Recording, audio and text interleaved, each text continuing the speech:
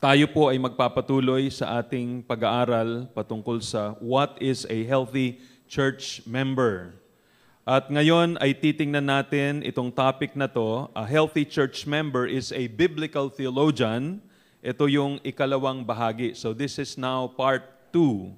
So inuulit ko po, tayo ay dumadaan sa isang series ng pag-aaral patungkol sa ano ba ang isang malusog o maayos na church member. At katulad ng nabanggit ko sa inyo dati, ang aking intensyon na gawin ay ipakita sa inyo ang 10 mga marks of a healthy church member na base po dun sa libro ni Thabiti Anyabwile na pinamagatang What is a Healthy Church Member? Now, kung sakali mang makakuha kayo o makabasa kayo nung maikling libro na yon, mapapansin po ninyo na yung ating pag-aaralan ay sumusunod dun sa chapter headings na nakalagay doon sa librong yon. Pero isang mapapansin nyo rin na sa ating pag-aaral dito, although sinusunod nga yung chapter headings ng librong yon, yung content na aking sineshare sa inyo, napakalaki ng pagkakaiba. Of course, pareho ng direksyon, pero yung presentation ko in its content ay ibang-iba kesa dun sa libro. So, it will be good for you to get hold of that book para ma-complement itong series na ginagawa natin. So, wag niyong isipin na, yan namang tuturo ni Brother Joram, galing lang naman sa libro yan, hindi na ako kailangan umattend, bibiling ko na lang yung libro. You will be greatly mistaken if you think that way, and you'll miss a lot kung hindi na kayo a-attend dahil nabasa na ninyo yung libro. I really believe, magiging malaking blessing itong series na to kung kayo'y attend at pakikinggan nyo at a-apply ang salita ng Diyos sa inyong mga buhay. Now, as we have already seen first, ito yung unang nakita natin last time, a healthy church member is an expositional listener. Yun ang unang nakita natin last time.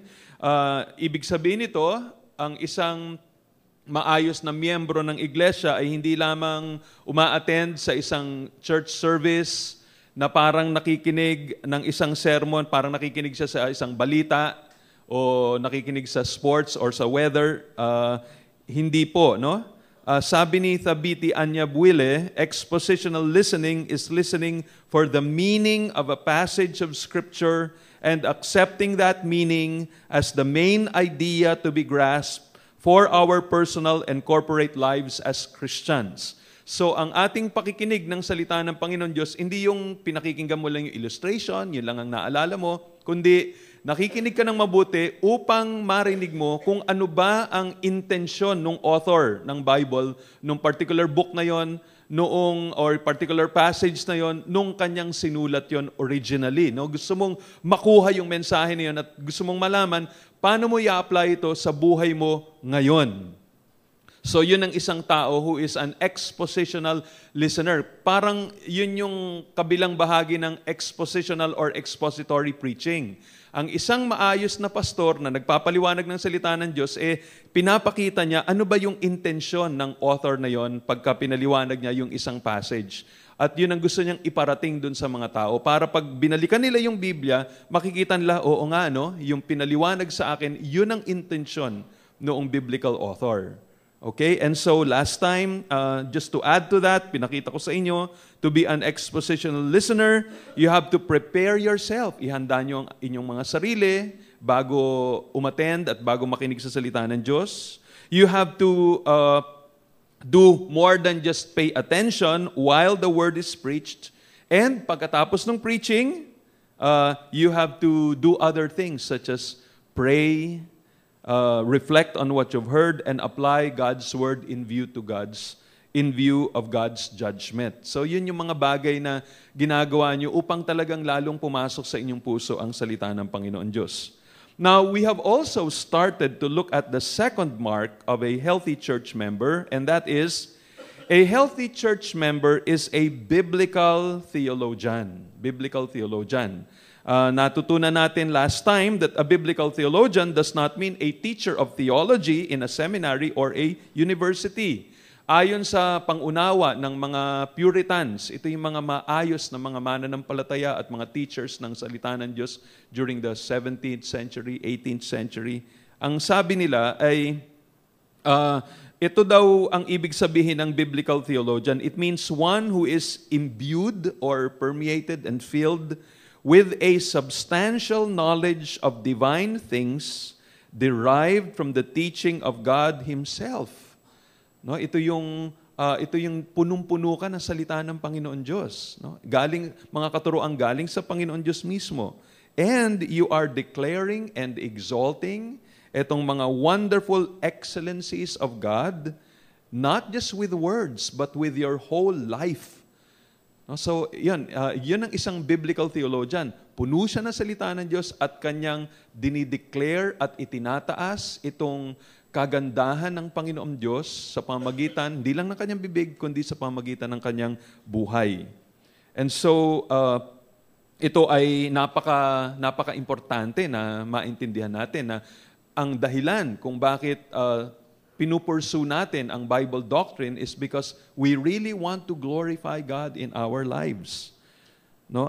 Na-share ko sa inyo last time that the way a church member can be imbued with a substantial knowledge of divine things derived from the teaching of God Himself is by earnest reading, studying, and meditating of the Bible, and also by reading books of sound biblical theology. So yun ang paraan para maging, yun yung unang bahagi, how a person can become a biblical theologian. Kailangan talagang seryosohin nating lahat ang pag-aaral ng salita ng Panginoon Diyos. We meditate upon Scripture, we pray over Scripture, and in addition to that, wag nating kaligtaan ang pagbabasa ng mga books of sound biblical theology. Pakinggan niyo yung sinabi ng ilang mga authors in relation to this.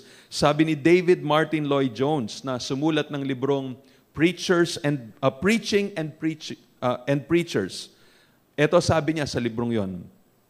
It is not enough merely that a man should know the Scriptures.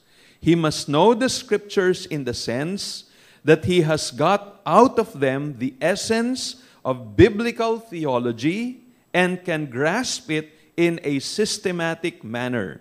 He must be so well versed in this that all his preaching is controlled by it. So ibig sabihin, pagka ikaw ay preacher, sabi niya, na pag nagtuturo ka ng salita ng Panginoon, hindi lang yung kunyari, nasa Old Testament ka. May pinapaliwanag kang passage patungkol sa Panginoon or about any certain subject. And then, naka-confine lang yung teaching mo doon sa bahaging yon na nakalimutan mo na meron ng ibang sinasabi o may dagdag na sinasabi ang Panginoong Diyos sa New Testament about that particular topic. No, kaya sinasabi niya dito, importante na sa nagtuturo ng salita ng Diyos at sa lahat na nag-aaral ng salita ng Diyos, meron siyang systematic theology. Yung bang kumbaga yung lahat ng sinasabi ng buong Bible tungkol sa anumang topic na pinipresenta sa Biblia at anong application yon sa buhay ng mga mananampalataya ngayon. Yun ang systematic theology. Dapat meron siyang alam patungkol doon, or else babagsak ka, magiging kulto ka. Sasabihin mo, oy, nabasa ko dito sa Bible, kailangan nag-o-offer pa tayo ng mga tupa at ng mga kambing. Nasa Old Testament ka pa lang, hindi mo nakita na pagdating sa New Testament, tapos na yon kay Kristo. So, systematic theology is important. Sabi rin ni Charles Hodge sa kanyang librong Systematic Theology, ganito, we cannot know what God has revealed in His Word unless we understand, at least in some good measure, the relation in which the separate truths therein contained stand to each other. We have no other choice in this matter. If we would discharge our duty as teachers and defenders of the truth, we must endeavor to bring all the facts of revelation into systematic order and mutual relation. It is only thus that we can satisfactorily exhibit their truth, vindicate them from objections, or bring them to bear in their full force on the minds of men. So kailangan maipakita daw natin ano connection nitong portion na ito dito sa isang bahagi ito. Kasi kung minsan ganun pagka nagtuturo ka o nag-aaral ka ng salita ng Diyos, merong sasabihin, halimbawa, tungkol sa katangian ng ating Panginoon, kalikasan niya, ano ba siya? On one portion of, on the one hand, may kita natin, sinasabi si Jesus Christ ay tao lang. Kung nag-focus ka lamang doon, ang labas mo, Iglesia ni Cristo. Di ba? Kailangan makita mo, teka muna, sabi dito sa kabilang portion ng Bible, sabi ni Jesus, I and the Father are one. Sabi ng John chapter 1 verse 14, and the Word became flesh and dwelt, sabi ng John chapter 1 verse 1, in the beginning was the Word, and the Word was with God, and the Word was God. So, dito sabi, si Jesus Christ ay Diyos. So, dapat meron kang systematic theology, no? Yung na ipapakita mo ang relasyon nitong bagay na ito dito sa kabilang bahagi ng salita ng Panginoon. Hindi pwede na parang isang portion lang ang tututukan mo. Again, you may be reading the Bible, but you will be interpreting it wrongly kung wala kang systematic theology. No, kaya importante na makita mo kung ano sinasabi ng lahat ng salita ng Diyos about any certain topic for believers today. No, yun ang dahilan kung bakit I suggested to you to read good systematic theology books. No, isang sinasuggest ko sa inyo ay yung systematic theology na sinulat ni Wayne Grudem. Napakaayos yon na systematic theology. Of course, we always make the Bible as final authority. Pero anumang libro na makakatulong sa ating, lalo nating maintindihan ng tama ang salita ng Diyos, gawin natin yon o basahin natin yon. Another is biblical theology. I'm using the word biblical theology now in a more narrow sense. Ang pagkakaiba ng systematic theology sa biblical theology ay ganito. Ang systematic theology, as I mentioned to you before, answers the question, what does the whole Bible teach us today on any given topic? Ano tinuturo ng buong Biblia ngayon concerning any given topic? Pero ang biblical theology is any study that answers the question, what does the viewpoint of a particular biblical writer on a given topic? Halimbawa, anong turo ni Paul, si Paul lang, about prayer? O ano turo ni Matthew lamang patungkol sa prayer? O ano turo ni Paul about righteousness? Ano turo ni James about righteousness? So yun yung ating pinag-usapan pag biblical theology. Pagka kinonfine mo ang pag-aaral mo dun sa particular a period of history, diba? Time ni Moses, o kaya time ng mga prophets, o kaya time na bumalik na yung Israel sa promised land pagkatapos ng kanilang exile, o kaya yung time ng New Testament. Ano ang turo about this particular topic during that particular portion of history? So yun ang biblical theology. Okay? So they are both important. At isa pa na importante na sinasuggest ko sa inyo is that we also study church history. Church history. Pakinggan nyo sabi ng isa. Church history provides invaluable insights into the issues, debates, councils, and creeds in church history. It demonstrates how the teachings of Scripture have been formulated and shaped into dogmas, creeds, and confessions of faith. It reveals the constant struggle against error and unmasks the heresies against which the church has battled and out of which every important dogma has emerged. Because there is nothing new under the sun, and with heresies of antiquity resurfacing repeatedly under the guise of something new, the study of church history assists in understanding the current scene and prevents falling into old traps. Alam nyo, tama yan.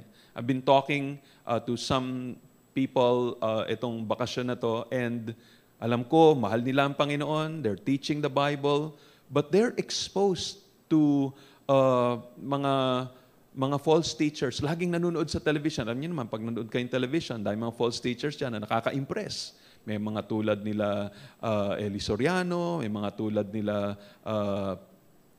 nila ito si Mr. Kibuloy at kung sino-sino pa. And so, kung pakikinggan mo, titingnan mo kanilang ministry, napakalawak, napakarami, nakaka-impress.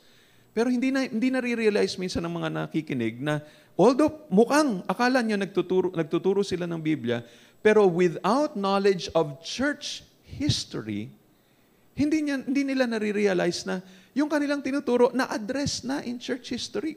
Kunyari, issue halimbawa ng si Jesus Christ, siya ba'y tao lamang o Diyos din? Yung mga issues na ganon. O kaya tungkol sa Trinity.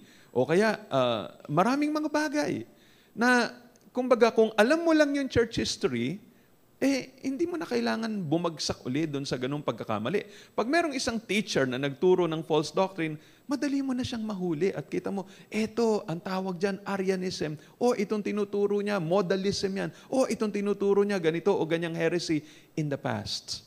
And so, again, if we want to become biblical theologians, kailangan, yun, pilitin natin magbasa ng mga libro on systematic theology, biblical theology, and church history.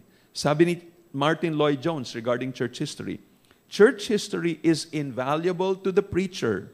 I would say that church history is one of the most essential studies for the preacher, where it merely to show him his terrible danger of slipping into heresy or into error without realizing that anything has happened to him.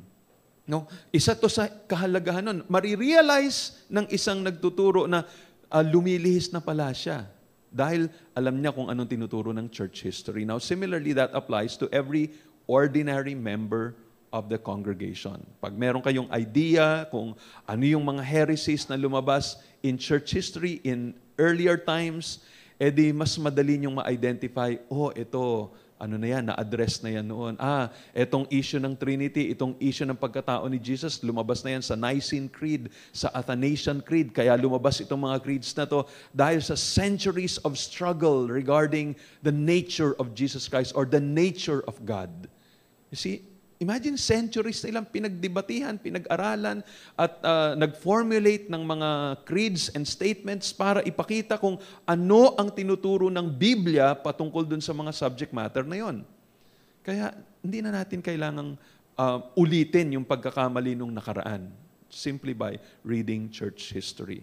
So yun ang mga bagay na parang pinakita ko sa inyo. Now, today, gusto kong ipakita sa inyo the importance of Bible doctrine. Although, sa mga sinabi ko sa inyo, nadaanan ko na kung anong kahalagahan ng Bible doctrine or ng biblical theology or ng Bible doctrine, parang I'm just using this as another term to refer to biblical theology in general. No? So, Bible doctrine. So, ang unang bahagi na gusto ko i-share sa inyo is I want to share with you biblical examples that show the importance of doctrine. So, yun ang unang bahagi na gusto kong i-share sa inyo. No?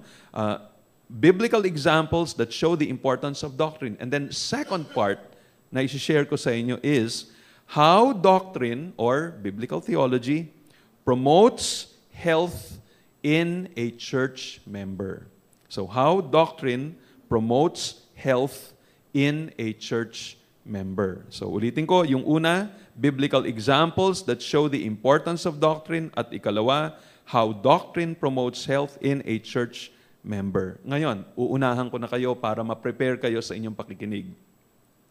Yung format ng presentation ko sa inyo ngayon will simply be, I will be giving you a heading and give you supporting verses from the Bible.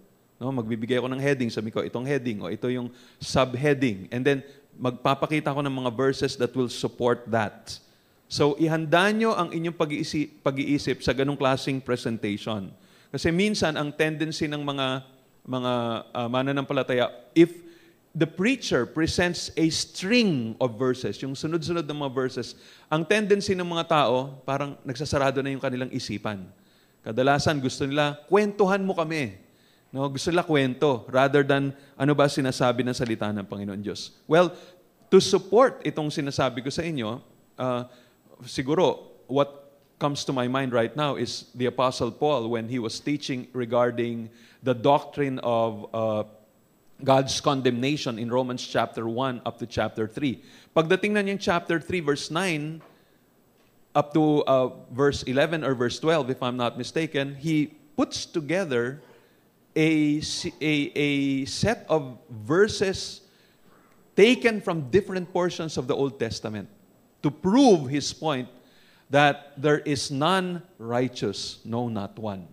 Yun ang kanyang ginawa. Mahilig, lalo na pag pumunta kayo ng Book of Hebrews, pagdating sa chapter 1, lahat ng klaseng suporta ginawa niya, taking from different passages of the Bible, from the Book of Psalms and other portions, pinagsama-sama niya to prove his point. And so, merong place yung ganong klaseng pagtuturo sa Bible. No? Kaya wag tayong masurpresa kung paminsan-minsan ay ginagawa natin yon.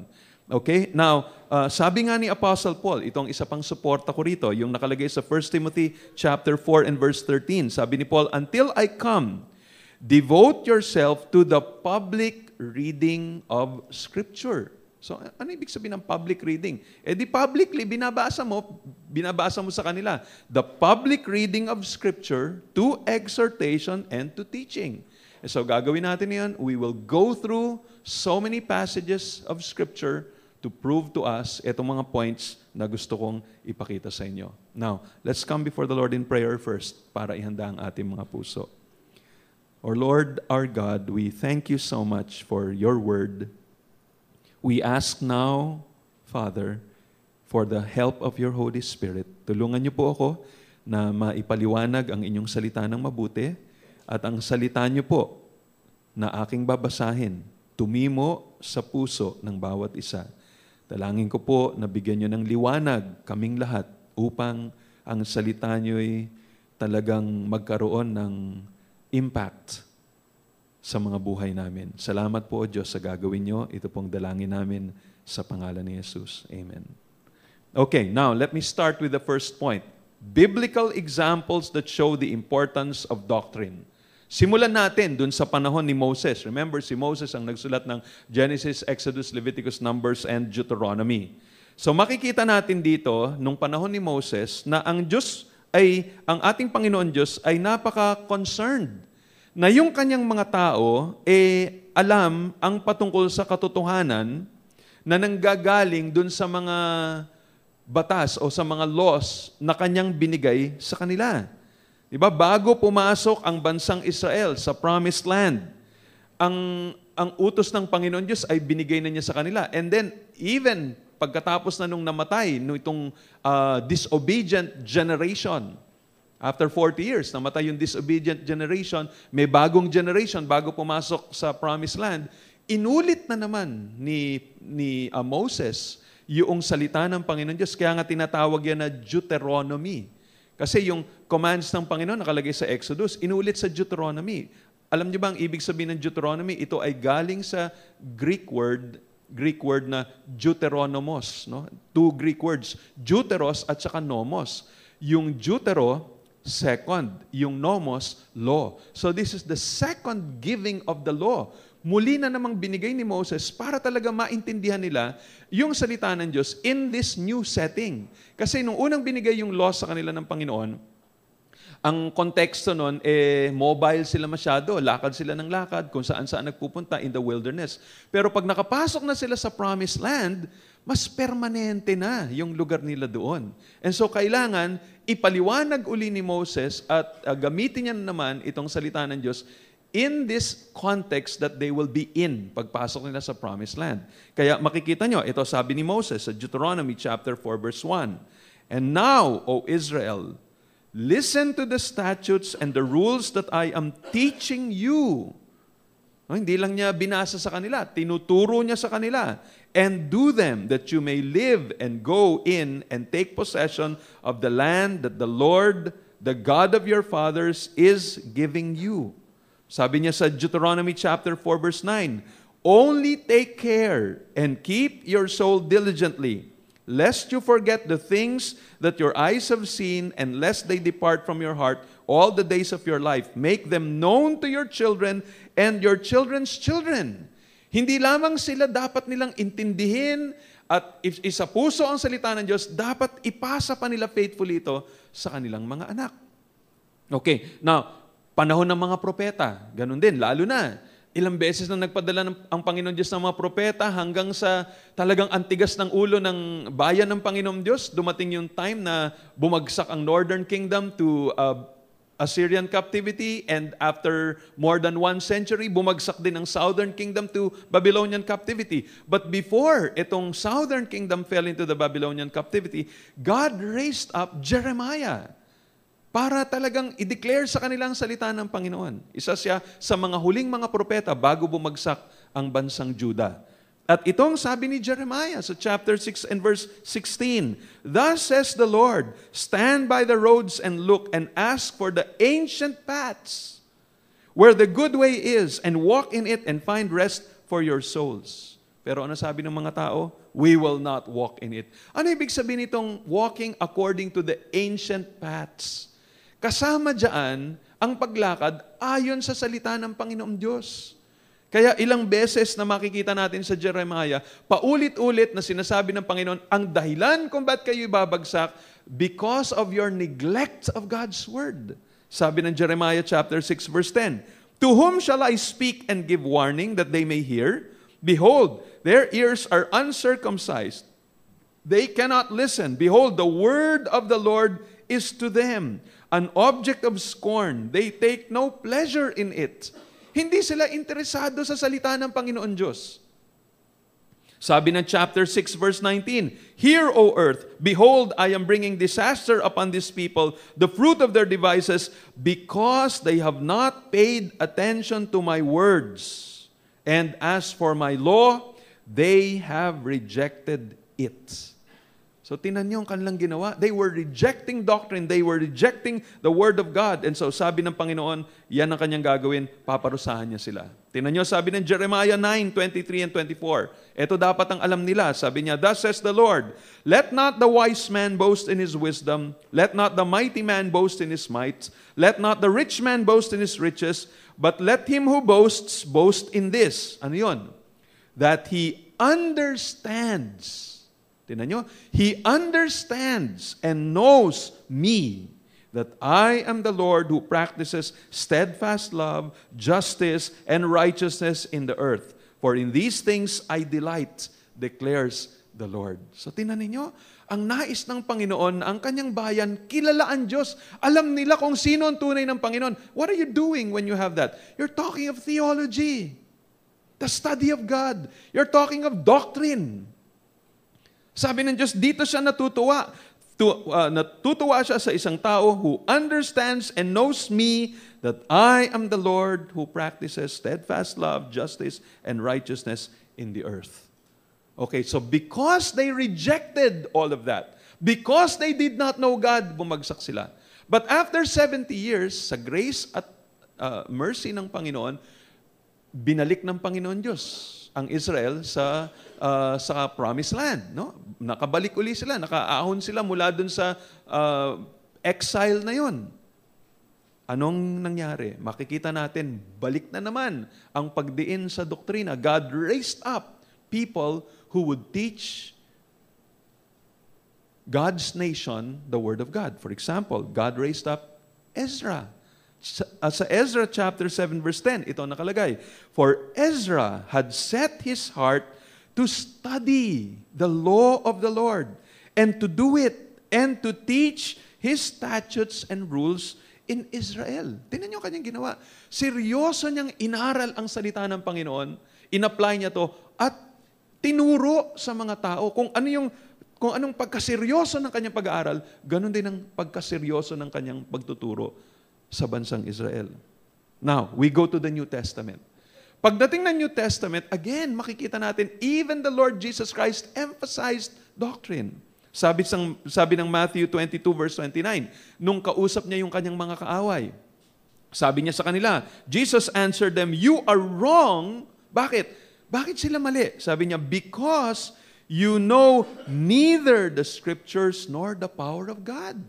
Kaya kayo mali, kasi hindi nyo alam ang salita ng Panginoong Diyos. O di ibig sabihin nito, Jesus emphasized doctrine. Sabi niya sa John chapter 18 verse 37, nung kausap niya si Pilato, John 18:37, Christ said, "For this purpose I was born, and for this purpose I have come into the world." Bakit daw siya nagpunta sa mundo? There are many reasons, of course. Pero isa ito sa rason na kanyang binanggit. Sabi niya, "To bear witness to the truth." Everyone who is of the truth listens to my voice. Kaya ano tawag ni Jesus Christ sa kanyang sarili? Sabi niya, I am the way, the truth, and the life. Ano tawag niya sa Holy Spirit na ibibigay niya? When the Spirit of truth comes, He will lead you into all truth. Diba? Kasi ito sabi niya eh. Kaya ako nagpunta rito to bear witness to the truth. Kaya hindi pwedeng wala tayong pakialam sa doktrina. The Apostle Paul, tingnan natin ang mga epistles. Focus lang tayo kay Apostle Paul. Makikita natin, he emphasized doctrine to the ministers of the gospel.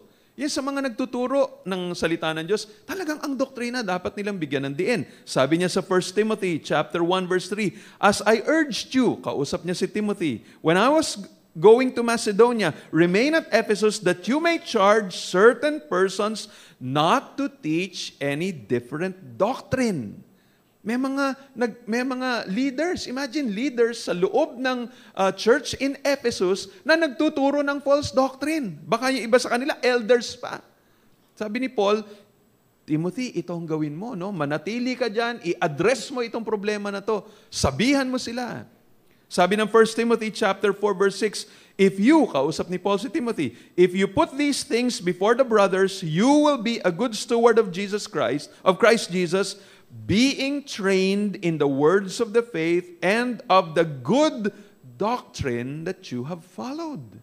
Kita nyo kung paano niya binibigyan ng diin ang doktrina. Ang konteksto nito, may mga doctrines of demons na kumakalat, nagsasabing parang masama ang mag-asawa, may mga klase ng pagkain na bawal kainin, etc. And so Paul says, hindi, tuturuan mo mga mananampalataya nito. Kung gusto mong maging maayos na tagapagturo, eto, sabihan mo sila na mali itong ginagawa nila. 2 Timothy chapter 3 verse 16 up to chapter 4 and verse 4. Ito, kausap ni Paul. Etong, again, si Timothy, sabi niya, all Scripture is breathed out by God and profitable for teaching, for reproof, for correction, and for training in righteousness, that the man of God may be complete, equipped for every good work. Now, you need to understand, ginagamit ni Paul itong phrase na to, the man of God, as a technical term. While, totoo, ina-apply natin ang 2 Timothy chapter 3 verse 16 for all believers, to emphasize the sufficiency of Scripture, to emphasize the inspiration of Scripture, na ang Biblia ay galing sa Diyos, inspired of God, ang Biblia ay sapat na para sa atin, di natin kinakailangan ng iba pang mga turo, kumbaga, para lumakad tayo ng matuwid sa mata ng Panginoon Diyos. No, kumpleto na ang salita ng Panginoon Diyos. That is true for all believers. Pero nung sinabi ni Paul, specifically sabi niya, that the man of God may be complete, yung phrase na yan, man of God, refers to the minister of the gospel. Siya yung talagang ina-address dito. No? Ayan, the man of God. So, alam ni Timothy, ako ang sinasabihan ni Paul dito. Hinasabi ni Paul kay Timothy, Timothy, ayusin mo ang pag-handle mo ng salita ng Panginoon Diyos. No, sabi niya, so that he may be complete, equipped for every good work. Yung ministro ang pinag-uusapan dito. Tapos dagdag pa niya, sabi niya sa chapter 4, verses 1 up to 4, I charge you. Kita niyo, si Timothy pa rin nakausap niya. Sabi niya, I charge you. Etong man of God na to na si Timothy, I charge you in the presence of God and of Christ Jesus, who is to judge the living and the dead, and by His appearing in His kingdom, preach the word. Be ready in season and out of season. Reprove, rebuke, and exhort with complete patience and teaching. Bakit daw? Verse 3. For the time is coming when people will not endure sound teaching, but having itching ears, they will accumulate for themselves teachers to suit their own passions, and will turn away from listening to the truth and wander off into myths. Kaya sabi niya, Timothy, maging tapat ka. Hawakan mo yung salita ng Diyos. Ituro mo yan faithfully kahit na hindi uso. Kahit na yung mga tao wala nang interes makinig ng doktrina, tuloy mo pa rin ituro ang doktrina dahil darating ang panahon, ang mga tao parang makating tenga. Gusto lang nila, parang kinikiliti yung kanilang mga tenga. Sinasabi kung ano yung gusto lang nilang marinig. Pero dahil dyan, lilihis ang maraming mga tao mula sa katotohanan. Kaya dito pinapakita ni Paul, imagine nung sinulat ni Paul ang 2 Timothy, malapit na siyang mamatay. Sa isang tao malapit nang mamatay at ipapasa mo yung mga huling mga salita mo sa isang kaibigan mo o sa isang mahal sa buhay, ano gagawin mo? Yung pinaka-importante sa iyong isipan, yun ang ipapasa mo. Di ba? You will not just talk about trivial things. Yung pinaka-importante, ano pinaka-importante sa puso ni Paul? Sabi ni Paul, itong pagtuturo ng salita ng Diyos, itong pagiging faithful sa doktrina. Parang naalala ko yung Acts chapter 20, bago niya iwanan yung mga elders na pinatawag niya, elders from Ephesus. Again, he talked about, sabi niya, for 3 years, araw-gabi, with tears, I've been sharing with you the Word of God, and I've warned you about false teachers that will come in and not spare the flock. Papasok sila sa iglesia. And that was his concern. Inulit niya na naman sa kanila yon. Napaka-importante kay Paul ng doktrina. Sa Titus chapter 1 verses 9 to 11, yun na naman ang kanya sinabi. Sabi niya, Titus, ito ang mangyari on the island of Crete. Manatili ka dyan. Tapusin mo yung unfinished business ko dyan. At isa sa importanteng gawin mo is to raise up elders, and they must be qualified. Itong kanilang mga characteristics. So he talks about their moral character. But again, he also adds, dapat ito ang kanilang giftings o ito ang kanilang responsibility. Sabi ng verses 9 to 11. Sabi ng verse 9, he, referring to the elders na ire-raise ni Paul, or ni Titus, he must hold firmly to the trustworthy word as taught, so that he may be able to give instruction in sound doctrine, and also to rebuke those who contradict it.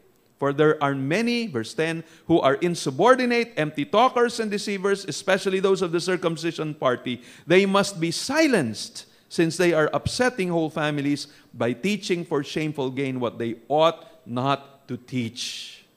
Tingnan niyo yung concern ni Paul. That's one of the interesting points of the pastoral epistles na tinatawag. 1 Timothy, 2 Timothy, Titus ay tinatawag na pastoral epistles. Ito ay mensahe ni Paul para sa kanyang mga apostolic representatives na si Timothy at si Titus, kung paano nila gagabayan ang affairs ng iglesia. At isa sa binibigyan niya ng diin dito ay ang kahalagahan ng doktrina. Ang isang faithful na minister ng salita ng Panginoon should always be teaching doctrine. Should be rebuking, correcting, encouraging, using doctrine. Kaya sabi din niya sa Titus chapter 2 verse 1, but as for you, again, si Titus ang kausap niya, teach what accords with sound doctrine. Now, maybe sabihin ng iba sa inyo, Brother Jurem, yung lahat naman ng binanggit mo, pampastor lang naman yan, pang ministers of the gospel. Hindi naman ako pastor. Hindi naman ako minister of the gospel. Okay, ito naman. Makikita nyo si Paul, hindi lang ang doktrina, pampastor, pang miyembro din na ordinaryo ng isang iglesia. Saan nyo makikita yon? Well, itong isang ebidensya. Kung pupunta kayo ng 1 Corinthians, makikita nyo, ito 1 Corinthians ito, itong mga mananampalataya na nakatira sa Corinto, dito natin makikita kung gaano ka-importante yung doktrina dahil sa mga tanong ni Paul. Tingnan nyo ang tanong niya. 1 Corinthians 6:2, sabi niya, do you not know that the saints will judge the world? Diba? Hindi nyo ba alam? Chapter 6 verse 3. Do you not know that we are to judge angels? Chapter 6 verse 9. Do you not know that the unrighteous will not inherit the kingdom of God?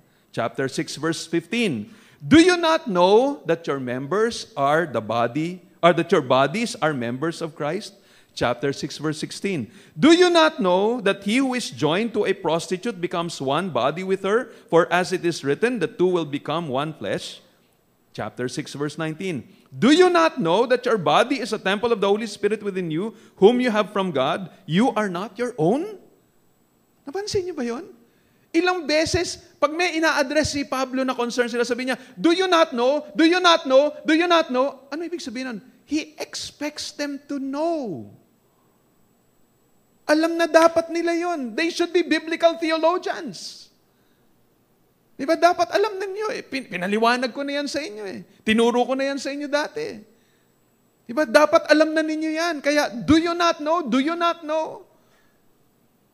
Di ba? Yung tanong na yon, ina-expect ni Paul. Kumbaga, sabi niya, bakit hindi nyo pa alam yan? Ba't nyo ginagawa yan? Di ba nga nasabi ko na yan sa inyo? Di ba alam na ninyo na ganito o ganyan? So dito natin makikita how important doctrine is. Even for ordinary believers. Sa Colossians chapter 3 and verse 16, tingnan niyo, sabi niya rito, let the word of Christ dwell in you richly. Pampastor lang ba yon? Hindi po. Pang lahat ng membro. Sabi niya, let the word of Christ dwell in you richly. Tapos ano magiging resulta no? Pag punong-puno sila ng salita ng Diyos, teaching and admonishing one another in all wisdom. Dapat darating yung panahon na hindi lang yung pastor ang nagtuturo sa congregation. Dapat bawat miyembro ng congregation kaya niyang turuan ang iba. Kayo dapat nagtuturuan. Di ba? Yun ang ibig niya sabihin, teaching and admonishing one another in all wisdom. Tapos interesting itong dinagdag niya. Sabi niya, singing psalms and hymns and spiritual songs. Abay, parang nakita ko dito, ang ibig sabihin mo, ang pinapakita dito ni Paul, kahit sa awitin. Dapat, yung salita ng Diyos na nilagay mo sa iyong isipan at sa iyong puso, lumalabas kahit sa kantahan ninyo. In other words, kahit ang mga kanta, dapat doctrinal in content. Hindi lamang yung kung ano-anong kanta lang na nakaka-touch ng emotions natin. Hindi. Dapat, kumbaga, kahit sa mga awitin natin, may doctrinal content siya. Pagkatapos mong kantahin, naiisip mo, ganito pala ang Panginoon Diyos. Ito pala kayo, Panginoon. Kaya yung worship niya lumalalim. Kasi He is worshiping God with the mind. No? Naintindihan niya, ito pala ang Panginoon Diyos. He knows God in a certain way, and so lumalalim yung kanyang pagsamba sa Panginoon. Kaya, usually sa ating konteksto ngayon, sino bang nagli-lead ng kanta? Hindi naman ng pastor. May mga worship leaders tayong gumagawa nun. Kaya sila dapat doctrinally sound. They should be biblical theologians as well. Isa pa na makikita natin, bakit na binibigyan diin ito. Kung titingnan natin yung Biblia, makikita natin, there are so many predictions as to how people will disregard doctrine in the last days.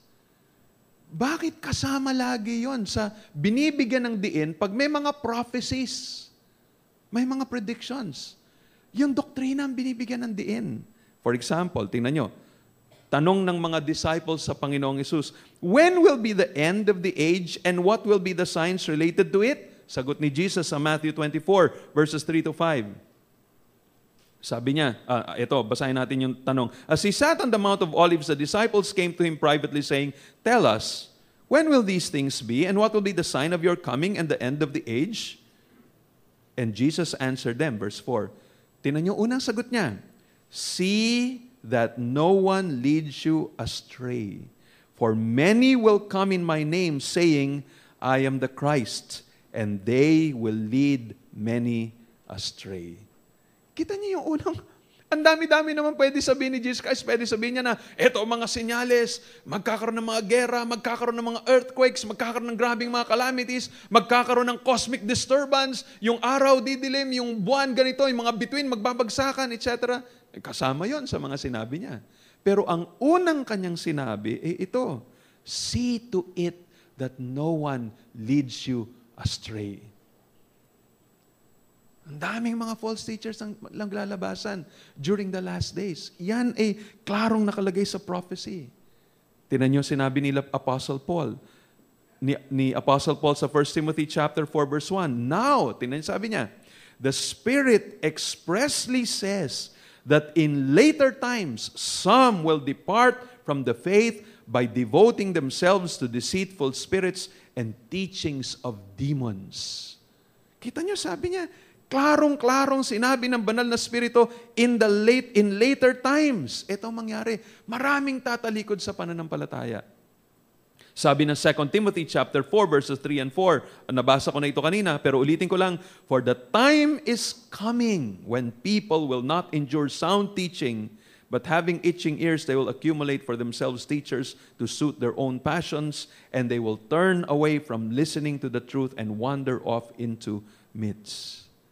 Alam niyo, isang bagay, kung titingnan niyo itong mga prophecies na ito, isang malungkot na mangyari, when you look at other portions of Scripture, hindi lang ang problema yung manggagaling sa labas. Ito, iglesia, at yung labas na magpupumilit na wasakin ang iglesia by means of false teaching. Ang isang malaking problema na makikita natin sa Bible, yung galing sa loob ng iglesia. For example, Acts 20, nabanggit ko na ito kanina, verses 29 up to 31. Sabi ni Paul, Acts 20, 29 to 31, kausap niya yung mga elders ng Ephesus. Sabi niya, I know, alam ko, that after my departure, fierce wolves will come in among you, not sparing the flock. And then verse 30, and from among your own selves will arise men speaking twisted things to draw away the disciples after them. Therefore, be alert. Warning ni Paul yun, sa loob manggagaling. Again, 1 Timothy chapter 1, verses 3 and 4, sabi ni Paul kay Timothy, sabi niya, as I urged you when I was going to Macedonia, remain at Ephesus so that you may charge certain persons not to teach any different doctrine. Alam niyo, sa pag-aaral namin sa grupo ni Pastor Sean, together with the others, na tinitingnan ng detalye itong 1 Timothy, isang bagay na nadiscover namin in our studies is that etong mga nagtuturo ng false doctrines were probably church leaders in the church of Ephesus. Yun ang nadiscover namin patungkol dito. Hindi ito galing sa labas, sa loob. Kaya kailangan si Timothy ang mag-address nito. Nabanggit ko na rin kanina yung sa Titus chapter 1 na kailangan mag-raise up si Titus ng mga elders. Bakit? Dahil meron ng nasa loob na mga nagtuturo ng false doctrine. 2 Peter chapter 2 verse 1, sabi ni Peter ganito, but false prophets also arose among the people, just as there will be false teachers among you, who will secretly bring in destructive heresies. Ito, prediction ito ni Peter. At alam nyo, makikita nyo yung ibang mga writers ng Bible, siniseryoso talaga nila ng mabuti etong ganitong mga warnings. Kasi si Jude, sinulat niya yung kanyang letter pagkatapos na nasulat itong 2 Peter. Tingnan niyo sabi ni Jude. Isa lang naman ang chapter ng kanyang letter. Verses 3 and 4. Sabi ni Jude, Beloved, although I was very eager to write to you about our common salvation, I found it necessary to write appealing to you to contend for the faith that was once for all delivered to the saints. For certain people have crept in unnoticed who long ago were designated for this condemnation, ungodly people who pervert the grace of our God into sensuality and deny our only Master and Lord Jesus Christ. Actually, that was not the verse I was looking for. Pero ang point is, Jude also mentions it, pero ang gusto kong ipakita sana sa inyo rito nung sinabi niyang, sa verse 17, sabi niya, verse 17 and 18, but you must remember, beloved, the predictions of the apostles of our Lord Jesus Christ. 18, they said to you, in the last time there will be scoffers, following their own ungodly passions. The point is, kita nyo, Jude takes very seriously itong prediction na binanggit ni Peter sa 2 Peter chapter 2 and verse 1. No, kaya dito pinapakita na napaka-importante ng doktrina dahil pagdating sa huling mga araw, yan, maglalabasan ang maraming mga false teachings. At hindi lang sa labas ng iglesia na parang sabi mo, kulto yan, sila lang ang nagpo-promote yan. Hindi, imagine, nasa loob ng iglesia. Yung mga tinatawag nating mga evangelical Christians, sila yung nagpo-promote ng mga false teachings. Magbigay lang ako sa inyo ng 2 example. to make this practical. Alam nyo, isa sa mga naabutan ko, siguro 3 na lang. Yung una, I remember reading yung libro ni Martin Lloyd-Jones, Knowing the Times. Ang issue nun, klarong-klaro sa akin, is the issue of ecumenism. Na kung saan, iba't ibang mga religions, kahit na ikaw ay Mormon, kahit na ikaw ay Katoliko, kahit na ikaw ay Iglesia ni Cristo, kahit na ikaw ay Protestante, sama-sama tayo for a certain cause. Huwag natin pag-awayan, huwag tayong mag-away-away dahil sa doktrina, basta magkaisa tayo about certain things that, for example, mga issues ng society, issue ng immoralidad, issue ng criminality dito sa society. So, sama-sama tayo to be against those things. So, ecumenism, sama-samang lahat-lahat ng mga religion, setting aside doctrine. Talagang naging maliwanag sa akin na mali yung ganong klaseng idea o pagkakaisa. Kasi si Jesus Christ, sabi niya, di ba sinabi ni Jesus Christ, I am the way, the truth, and the life. No one comes to the Father except through me. Talagang hiniwalay niya ang kanyang sarili dito sa mga ibang nagke-claim na sila daw ay paraan din para makarating sa langit.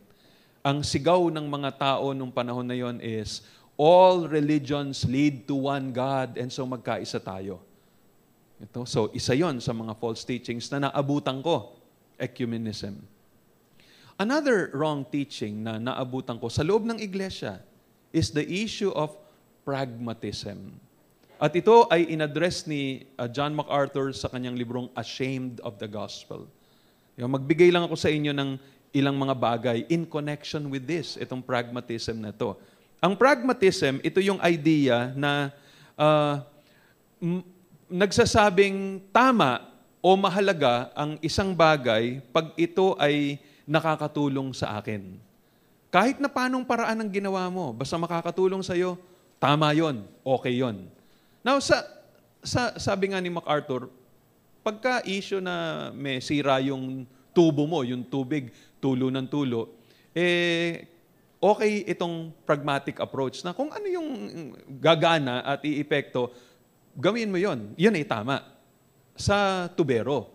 Pero pag in-apply mo yon sa Christian living, pag in-apply mo yon sa Christian ministry, na anumang bagay na gamitin mo na magpaparami sa church, okay din yon, tama din yon. Sabi ni MacArthur at ang tinuturo ng Biblia, mali yon. Kasi kung minsan, or kadalasan, yung ganong kaparaanan, kadalasan sinusunod ang mga bagay na kontra sa salita ng Panginoon Diyos. Pwedeng dumami ang iglesia na gumamit ka ng isang prinsipyong kontra sa tinuturo ng Biblia. Dadami ang membership mo. Pero hindi ka makakaproduce ng totoong mga mananampalataya. At kadalasan din, kung babasahin natin ang Biblia, may mga panahon na ginagawa mo yung tama, pero dahil offensive doon sa mga tao yung ginagawa mo, hindi lumalaki yung iglesia. May mga instances na ganoon. Kaya nga sabi ni John MacArthur, for example, ito ang kanyang nabanggit. Sabi niya, an overpowering surge of pragmatism is sweeping through evangelicalism. Traditional methodology, yung mga nakaraang approach to do ministry, most notably preaching, is being discarded or downplayed in favor of newer means such as drama, dance, comedy, variety, sideshow, pop psychology, and other entertainment forms. The new methods supposedly are more effective. That is, they draw a bigger crowd. And since for many, the chief criterion for gauging the success of a church has become attendance figures, whatever pulls in the most people is accepted without critical analysis as good. That is pragmatism. The new pragmatism sees preaching, particularly expository preaching, as passé. Paso na daw yun, hindi na yung uso. Plainly declaring the truth of God's Word is regarded as unsophisticated, offensive, and utterly ineffective. We are now told that we can get better results by first amusing people and giving them success tips and pop psychology, thus wooing them into the fold. Once they feel comfortable, they'll be ready to receive biblical truth in small doses. So yun yung approach ng pragmatism. Sige, church growth ang importante. Ay, huwag kang magpipreach ng 1 oras o mahigit. Dapat 20 minutes lang ang preaching mo. Tsaka dapat laging practical. Huwag kang tuturo ng doktrina. Pag nagdoktrina ka, naku, aantukin yung mga taong yan. At sabi nila, yan ang magpapadami ng miyembro ng iglesia. Kaya ang gawin nyo, magdrama-drama kayo, magpabingo kayo sa loob ng iglesia, mag-beauty contest kayo dyan, mag-wrestling matches kayo dyan, kahit anong gawin nyo para maka-attract ng mga tao, yung gustong-gusto ng mga young people, yan ang ibigay nyo. Yan ang tinatawag na pragmatism. Alam nyo, talagang isa yan sa naabutan kong problema. And that's the reason, by the way, na umalis tayo sa dati nating iglesia because we felt that is totally contradictory to the ministry that Jesus Christ gave us. Magbigay pa ako ng isa pa na naabutan ko. Hanggang ngayon, actually, ito ngayon ang pumuputok na bagay sa maraming aspeto sa Christendom ngayon. At ito ay makikita natin sa libro ni John MacArthur din na Strange Fire, na ang kanyang subtitle, The Danger of Offending the Holy Spirit with Counterfeit Worship. Ngayon, may mga sasabihin ako sa inyo na galing halo-halo, no? Galing sa libro niya, pero inayos ko lang yung salita para mas maiintindihan natin. Okay, parang ito ang sinasabi niya dun sa kanyang libro. Sabi niya, it is ironic that many churches that are supposedly devoted to honoring and emphasizing the ministry of the Holy Spirit are in fact treating Him with greatest contempt and condescension. Ina-address ni MacArthur sa kanyang libro yung mga charismatics at mga Pentecostals na talagang extreme. Yun yung talagang, kung babasahin niyo mabuti, ito yung mga sobrang pagbigay nila ng emphasis sa Holy Spirit, pero in practice, binabastos nila yung banal na spirito. Sabi niya, such churches, inulit ko, no, these are not the exact words, pero may mga singit-singit ako dito na, again, just for our understanding.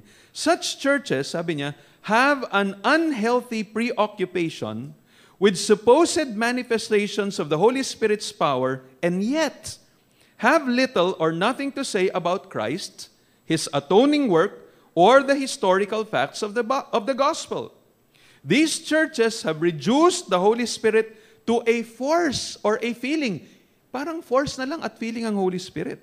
He is often portrayed as a jolt of electricity, a tingling and electrifying sensation that spreads all over one's body. Etong false spirit na ito causes people to speak gibberish, bark like dogs, or laugh like hyenas. It knocks people backward to the floor with a wave of a coat or a hand. It causes involuntary twitching or shaking of body, not unlike the ones that can be seen in members belonging to the Kundalini cults. May mga gumaganon-ganon habang nag-worship. Na makikita nyo, at galing ako ng transcendental meditation, nakakakita ako ng mga ganon. YouTube has an endless collection of this portrayal of bizarre behavior which is unashamedly ascribed to the Holy Spirit. You will see congregations doing the Holy Spirit hokey-pokey in their worship. Pangalan pa lang, matatawa ka na eh. Pero ganun ang ginagawa nila. Sabi niya, let's do the Holy Spirit hokey-pokey. Yes, kakanta sila ng hokey-pokey. Kung paano. Makikita yun sa internet, sa YouTube. You have people pretending to inhale the Holy Spirit as if He were an invisible marijuana to get high. Makikita niyo sa YouTube. Sabihin, ako, high na high ako sa Holy Spirit. Punong-puno na ako ng Holy Spirit ngayon. They do that. You see women writhing on the floor, mimicking the process of childbirth. You have evangelists using brutal healing techniques, such as punching women in the stomach, kicking people on the nose, and other violent assaults, claiming the Holy Spirit told them to do so. Sabi nga ni MacArthur, it is a wild nonsense yet unabashedly attributed to the Holy Spirit of God as if He were the author of confusion and architect of disorder. End of quote. Makikita pa natin doon sa kanyang libro, sabi niya, in these churches, the sovereign Spirit of God is treated as if He were a slave, a genie, or a power to be put to use whatever the believer wills. As long as you have faith and declare things, you will get whatever you want. Many of the leaders in these churches promote a prosperity gospel of health, wealth, success, and happiness, backing up their false teachings by twisting the scriptures or claiming new revelation from God. Some go so far as to deny the sovereignty of God and assert that believers are little gods who can speak their worldly desires into existence. They say, God cannot do anything in the earth without humans' permission. Or, you don't have a God living in you, you are one. You are part and parcel of God. Yan ang kanilang sinasabi. In addition to these things I just mentioned, churches who dishonor the Holy Spirit make matters worse by labeling of church leaders as prophets and apostles. The constant hunt for miracles and supernatural events, the desire to encounter God in mystical ways, and the willingness to bypass the mind in worship. No, kaya yan, tinatawag niya na strange fire. Nag-o-offer ka ng akala mong worship sa Panginoon sa Old Testament, parang apoy na ino-offer sa Panginoon na hindi na naaayon sa kagustuhan ng Panginoon. And so, as I said, yan ang ilan sa mga dahilan kung bakit kailangan natin talaga ng doktrina. Yan ang dahilan kung bakit ang Biblia binibigyan ng diin ang doktrina, lalo na when it talks about the last days. Kasi wala nang discernment yung mga tao eh. Imagine, nasa loob na yan ha. You would even say, ito yung mga talagang filled with the Holy Spirit at ito yung mga conservative evangelical Christians. They claim they really believe that the Bible is the Word of God, but they distort it. And so it's important na maintindihan natin ng mabuti ang doctrine. Now, with the remaining minutes that I have, just very quickly, how doctrine or biblical theology promotes health in a church member. Paano ang doktrina will promote health? Well, number one, biblical theology or doctrine, just to simplify it, provides wisdom for living and helps us to live lives pleasing to God. It provides wisdom for living and helps us to live lives pleasing to God. Maraming mga tao, akala nila, ito ang paraan para matuwa ang Diyos. Tulad nga nun, banggit ko about strange fire. Parang naalala ko, sabi ni Paul sa Romans 10:1 and 2, sabi niya, brothers, my heart's desire and prayer to God for them, referring to yung mga kababayan niyang mga Israelites, ang prayer niya to God for them is that they may be saved. Sabi niya, for I bear them witness that they have a zeal for God, but not according to knowledge. Tingnan niyo yung knowledge, binibigyan niya ng diin. Sabi niya, sila, akala nila with all of their zeal for God, they're doing it for God. Pero sa totoo, mali. They are sincere, but they are sincerely wrong. Ikalawa, doctrine helps us to know, to love, and to have fellowship with God rightly. Sabi ni Jesus sa John chapter 14, verse 21 and 23, whoever has my commandments and keeps them, he it is who loves me. And he who loves me will be loved by my Father, and I will love him and manifest myself to him. Verse 23, Jesus answered him, if anyone loves me, he will keep my word, and my Father will love him, and we will come to him and make our home with him. You see how important the word is? Dito sa area na to ng fellowshipping with God, the word is so important. Jesus Christ emphasizes it. Whoever has my commandments and keeps them, he it is who loves me. Kung sinasabi mo mang love mo ang Panginoon, pero malabo ang doktrina mo, ang paniwala mo kay Jesus Christ, tao lang. Ang paniwala mo na ang Diyos isang persona lang at iba-iba lang ang pangalan niya in different times sa history ng mundong ito. Originally, tawag niya sa kanya sarili, God the Father. Later on, itong si God the Father, nagkatawan tao at naging Jesus. Later on, nung umakit na siya ng langit, nagpakita bilang Holy Spirit, isang persona lang. Yung mga ganon, kung ganon ang paniwala mo tungkol sa Diyos, you will not have genuine fellowship with God. Mali yung doktrina mo eh. It is important. Ikatlo, doctrine gives substance to faith. Doctrine gives substance to faith. Sabi ng 1 Peter chapter 3 verse 15, but in your hearts honor Christ the Lord as holy, always being prepared to make a defense to anyone who asks you for a reason for the hope that is in you, yet do it with gentleness and respect. Ang point is, you can give a clear defense. Bakit ganyan ang paniwala mo? Ba't naniniwala ka na si Jesus Christ ay Diyos? Ba't ka naniniwala ang salvation is by grace alone? You can defend your faith. Yun ang ibig sabihin to. Pwede mong bigyan ng laman ang pananampalataya mo. Hindi lang yung, yun ang pakiramdam ko eh. Ba't naniniwala ka nga? Dito na ako pinanganak, bata pa ako, yan ang tinuro ng nanay tatay ko sa akin. So, yan ang namulat ako sa ganyang katotohanan o katuruan, yan ang pinaniniwalaan ko. Hanggang sa mamatay ako, yan na yung paniniwalaan ko. Pag gano'n na salita mo, you don't have substance to your faith. Tingnan niyo ang Joshua chapter 4, verse 21 up to 24. And he said to the people of Israel, when your children ask their fathers in times to come, what do these stones mean? Then you shall let your children know, Israel passed over this Jordan on dry ground. For the Lord your God dried up the waters of the Jordan for you until you passed over, as the Lord your God did to the Red Sea, which He dried up for us until we passed over, so that all the peoples of the earth may know that the hand of the Lord is mighty, that you may fear the Lord your God forever. What's the point? Ang sinasabi ni Joshua rito, alamin ninyo ang history ninyo. Alamin ninyo ang paliwanag ng Panginoon Diyos. Dahil darating yung time, ang mga anak nyo tatanungin, tatay, ano ba ibig sabihin ng mga bato niyan? Ba't nakapatong-patong ng ganyan? And then, kaya nyong ipaliwanag. May substance ang faith ninyo. Ayan yung sinasabi niya rito. Okay, ikaapat, ano nagagawa ng doktrina? Doctrine helps remove fears and superstitions. Ang daming mga tao nakakagulat. Ang tatalinong mga tao, ang gagaling na mga engineers, ang gagaling na mga architects. Pero pumunta kayo sa mga building na tinayo nila. Walang 13th floor. Ba't walang 13th floor?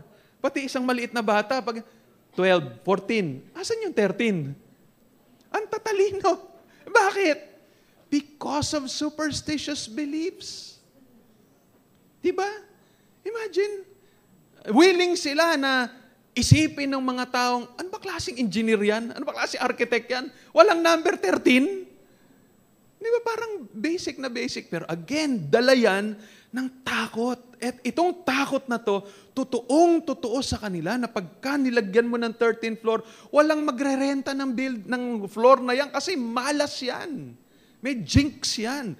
Bakit ganun ang tumatakbo sa kanilang isipan? May mga taong hindi sila gagawa ng major decision, hindi sila magpa-dedicate, hindi sila magbabaptize o mag-ano, pagka Friday the 13th. Bakit? Superstition. Kita nyo kung paano hawakan ang puso ng mga tao.